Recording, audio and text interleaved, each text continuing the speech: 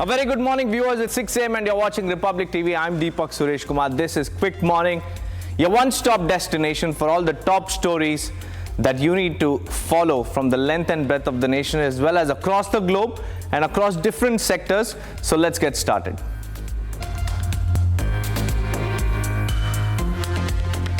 India and the European Union have agreed to finalize a long-pending free trade agreement this year and boost cooperation in trade, technology, connectivity and defense.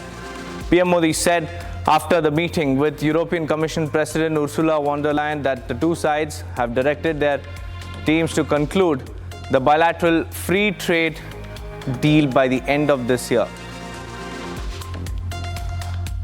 कल और आज अलग-अलग sector की लगभग 20 मंत्री स्तर की बैठकें हुई हैं। विभिन्न क्षेत्रीय और वैश्विक मुद्दों पर सिंसियर और मीनिंगफुल चर्चा हुई है। हमने अपनी टीम्स को एक पारस्परिक लाभकारी बायलैटरल फ्री ट्रेड एग्रीमेंट को एफटीए को इस वर्ष के अंत तक संपन्न करने का निर्देश दिया है। Union Home Minister Amit Shah will review the security situation in Manipur today, first such meeting after the imposition of President's rule in the northeastern state. Manipur has been witnessing ethnic violence since May 2023 and since then 250 people have lost their lives in the restive state. The security review meeting will be held after the February 20th ultimatum given by the governor to everyone holding illegal and looted arms to surrender. 33 of a total 55 BRO workers trapped under an avalanche in high-altitude village of Mana in Uttarakhand's Chamoli district. They have been rescued with concerns over the safety of the remaining 22 mounting as night fell on the snowbound slopes and the rescue efforts came to a temporary halt. Uttarakhand's Disaster Management Secretary said that 33 trapped laborers have been rescued and 22 remain to be traced amid adverse weather conditions. Over 500 workers worked on a war footing on Friday to help trace the 8 people who have been trapped in the SLBC tunnel, portion of which collapsed 6 days ago. However, no breakthrough has been achieved yet. Meanwhile, Nagar Kurnool District Collector B. Santosh dismissed reports that the images captured by NGRI's ground-penetrating radar are of human bodies and debris of the SLBC tunnel, where 8 people were trapped. Earlier in a statement, the Singarini Collieries Company Limited said that as per government's instructions, the coal miner has deployed 200 personnel for the ongoing rescue operations at the SLBC tunnel. It has come to our notice that some fake news is going on, that some bodies have found at 3 meters depth, at 5 meters depth. That news is not true. So that is fake news. I request the media also, if any such news is there, from DPRO side we will inform you and from collector side we will inform you. Till we will inform you, we will give confirmation. It is request to all the media person also, don't spread that fake news. Definitely we will inform you. Rescue operations are still going on. So if any such findings are there, we will definitely inform you. Ahead of the upcoming budget session in Jammu and Kashmir, BJP National President JP Nadda is set to lead a training session for the party's legislators in Katra. The session scheduled from Friday to Saturday afternoon will include all 28 BJP MLAs from Jammu and Kashmir along with senior leaders. They have been instructed to arrive by 8 a.m. today. National General Secretary and party stall leader BL Santosh and other senior leaders will also join the session to guide the legislators. Seaman, the political leader of Nam Tamiliyar Katchi, has been summoned to appear at the police station today in connection with an alleged rape case filed against him by actress Vijay Lakshmi. Despite receiving 2 prior summons, Seaman failed to appear, leading to the final warning. And in response, the politician defiantly stated that he would not comply with the summons. In a related development, Seaman's watchman was arrested for attempting to test the summons posted outside his house, while his driver allegedly pointed a gun at police officials. Both have been taken into custody.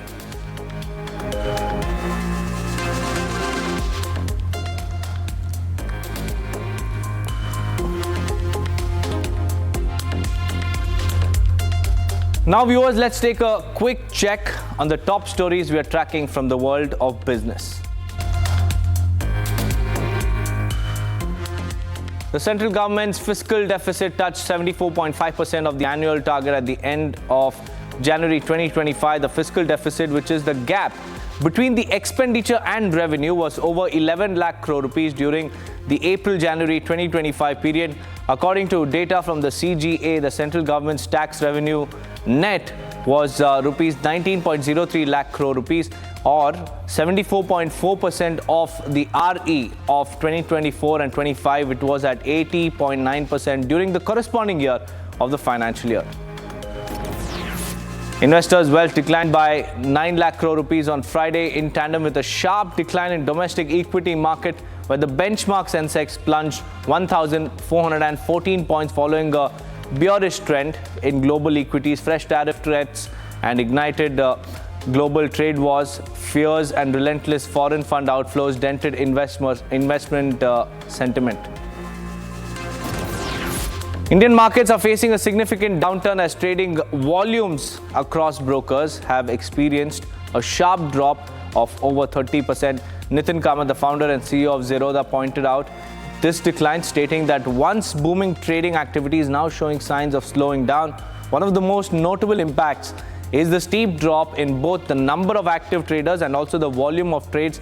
For the first time in 15 years, Zerodha is witnessing a significant degrowth in its business, a trend mirrored across the industry. The World Bank reported that India must reduce import tariffs and ease regulatory barriers to attract foreign investment. The report highlights that high tariffs on intermediate and capital goods, along with non-tariff barriers, increase trade costs, limiting the country's openness to global trade. To boost investment, the report recommends simplifying customs procedures, ensuring regulatory stability, and reducing red tape.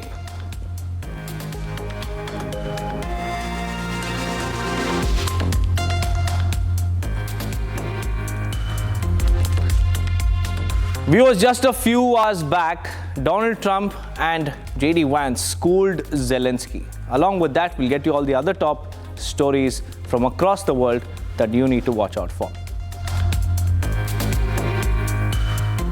President Donald Trump accepted Ukrainian President Volodymyr Zelenskyy as a visitor to the White House on Friday as Ukraine attempts to maintain U.S. support against Russia. But the talks between the two didn't go as Zelenskyy had planned. A war of words erupted between the two when Zelenskyy kept his big focus on gaining advantage over negotiations with Russia through U.S.'s support. Instead, calling for peace, he got lectured by Donald Trump for choosing advantage over peace, disrespecting the U.S. in its cherished Oval Office. Trump further asked him to be thankful for the support of U.S. that it had already offered to the country, and as per the deal, it was a pure failure. Zelenskyy walked out of the Oval Office. I think it's good for the American people to see what's going on. I think it's very important. That's why I kept this going so long. You have to be thankful. You don't have the cards. You're buried there. Your people are dying. You're running low on soldiers. Listen, you're running low on soldiers. It would be a damn good thing. And then you tell us, I don't want a ceasefire. I don't want a ceasefire. I want to go and I want this. Look. If you could get a ceasefire right now, I tell you, you take it so the bullets stop flying and your men stop getting killed. Dozens marched and chanted in front of a Veterans Affairs Medical Center on behalf of federal workers who lost their jobs as part of White House government downsizing efforts. Some rally attendees directed their ire at President Donald Trump and billionaire businessman Elon Musk, who is empowered by Trump to downsize agencies and eliminate thousands of federal jobs. People really don't notice us when the Social Security check is arriving on time. Right. People don't notice us when all the veterans claims are being processed and they are processed correctly. Right. People don't notice us when the skies are safe for us to fly in. Right. People don't notice us. They notice us when they go awry. And I assure you, it's a matter of time before it go awry. Because the federal employees do their job and they do it well.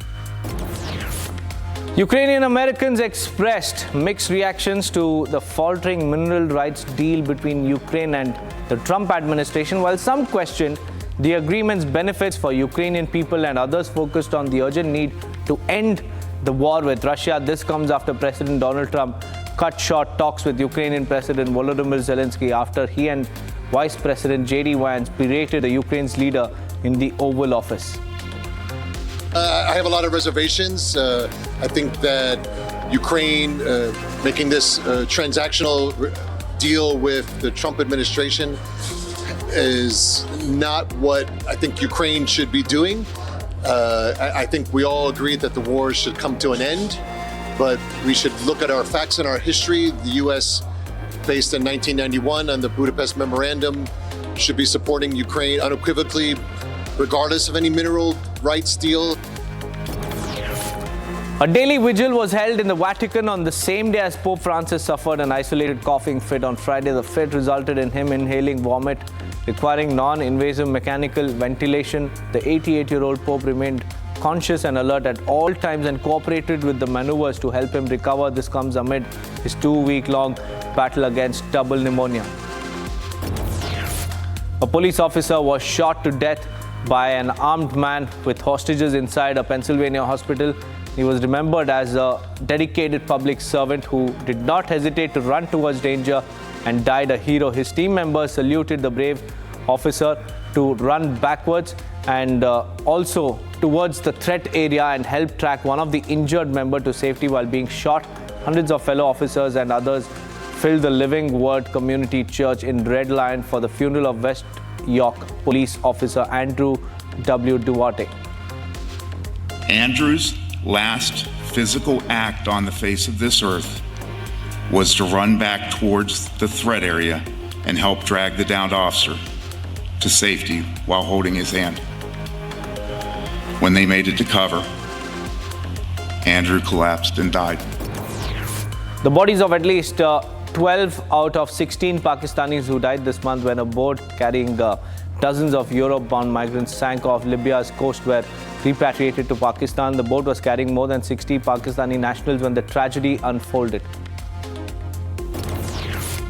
After years, one of U.S. authorities' most wanted men, Mexican drug cartel boss Rafael Caro Quintero, was brought into a New York courtroom to answer charges of orchestrating the 1985 killing of a U.S. federal agent. Caro Quintero pleaded not guilty to running a continuing criminal enterprise. Quintero and 27 other Mexican prisoners were sent to 8 U.S. cities, a move that came as Mexico sought to stave off Trump administration's threat of imposing 25% tariffs on all Mexican imports next week.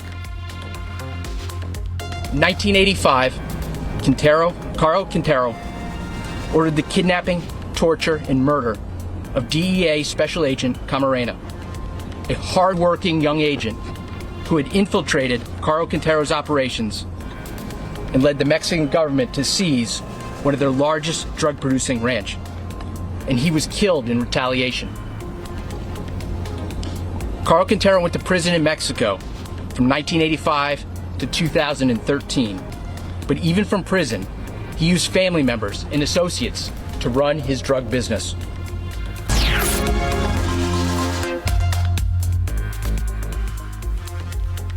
Welcome back, viewers. Now let's get you a quick dose of the top sports stories that we are tracking in Quick Morning. It was heartbreak for a spirited Afghanistan side who were eliminated from the Champions Trophy 2025 after the match was called off due to rains. Australia have now made it to the semi-finals with 4 points.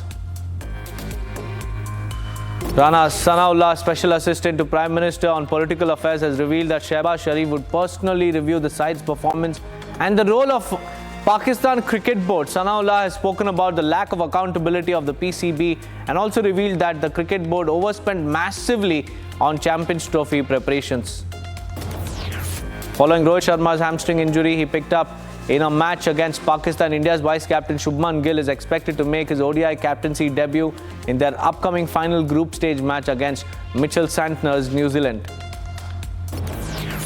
Boris Spassky, a Russian grandmaster who went against American Bobby Fischer in 1972 chess game known as the match of the century, has died. He was 88. The Chess Federation of Russia announced that Spassky passed away in Moscow. The cause of death is still unknown. One of the greatest rivalries in world football is coming to Indian soil for the first time as legends of Real Madrid and Barcelona will reignite their iconic battle, Legends Face Off. This historic match will take place at the 55,000 capacity D.Y. Patil Stadium in Navi Mumbai on April 6th. Football manager Jose Mourinho has been handed a 4-match ban and a fine following his comments regarding Turkish referees after Fenerbahce match. Fenerbahce and former football Didier Drogba has come out in support of Mourinho. Veteran Indian cricketer Sunil Gavaskar refused to compare Virat Kohli's career with Sachin Tendulkar's. The legend refused to do so and said that it is very subcontinent thing to compare two players from different eras. Gavaskar remarked that no one from countries like Australia makes these comparisons between former and current cricketers. If India captain Rohit Sharma is indeed unavailable or the team management decides to rest him as a precautionary measure, keeping the semi-final in mind, then the right-hander is likely to be replaced by Rishabh Pant. The wicket-keeper batter reportedly spent long hours in the nets, which he hadn't done before any of the matches in Dubai so far in this tournament. Days after their exit, Pakistan captain Mohammad Rizwan has broken silence on the performance of the side and has come up with a lame excuse. As per Rizwan, what led to the downfall of the side were injuries to key players like Fakhar Zaman and Saim Ayub. Former Indian cricketer Yograj Singh slammed Pakistan spinner Abrar Ahmed for his reaction after the dismissal of Shubman Gill in the India-Pakistan game in Champions Trophy 2025. Yograj further said that the Pakistani bowler should have bowled to his strengths to deny Virat Kohli a century.